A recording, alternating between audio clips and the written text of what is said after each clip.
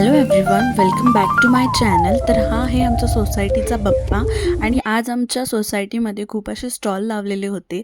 त्यापैकी इथं डोस्याचा स्टॉल होता आणि पुरणपोळीचा सुद्धा स्टॉल होता. त्याच्याच बाजूला थालीपीठचा स्टॉल होता. त्या स्टॉलला खूप सारे रांगा होत्या कारण ते थालीपीठची टेस्ट खूपच छान होती. मी सुद्धा थालीपीठ ट्राय केले.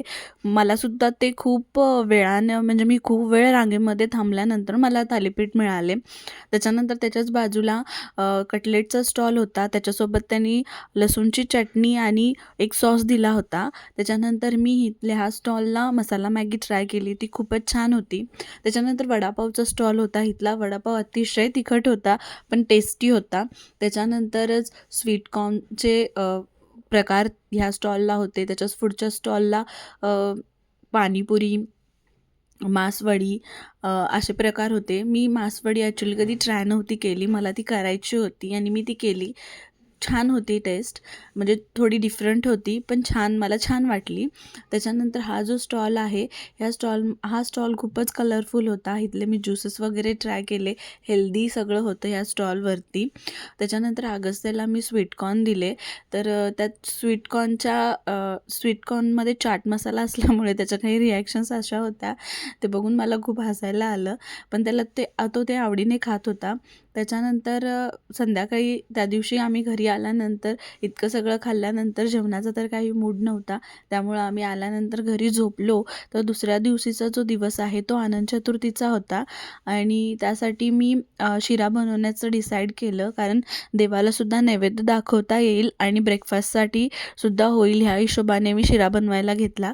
तर त्यासाठी मी 3 चमचे तूप आणि 1 वाटी रवा छान असा कढईमध्ये गोल्डन ब्राऊन होईस्तोवर म्हणजे भाजून घेतला आणि त्याच्याच बाजूला मी पाणी उकळायला ठेवलं. जर रवा जोवर गोल्डन ब्राऊन होत नाही आहे तोवर मी छान असं त्याला हलवून घेते आहे आणि एकदा का तो गोल्डन ब्राऊन झाला की मग मी त्याच्यात पाणी ओतेन.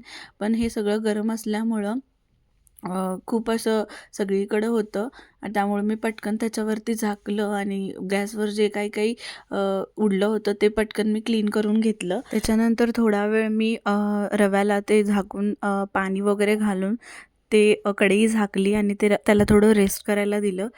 त्याच्यानंतर 2 मिनटानंतर ओपन केल्यानंतर रवा पूर्णपणे असा फुलला होता. त्याच्यामध्ये थोडी साखर टाकली आणि हलवून सगळं छान असं ते हलवून घेतलं आणि परत एक थोडा वेळ मी त्याला रेस्ट करायला ठेवलं.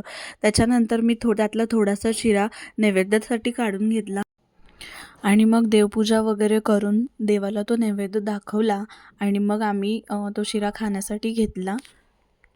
शिरा खूप छान झालेला होता आणि मी इथं तेच दाखवते आहे की मी नैवेद्यासाठी काढलेला शिरा आहे असं म्हणून. त्याच्यानंतर चतुर्थी असल्यामुळे आम्ही संध्याकाळी गणपतीचं विसर्जन पाहायला गेलो होतो आणि असा झाला दिवसाचा एंड. तर तुम्हाला माझे व्हिडिओ कसे वाटतात हे मला कमेंट थ्रू सांगा आणि जर माझे व्हिडिओज आवडत असतील तर चॅनलला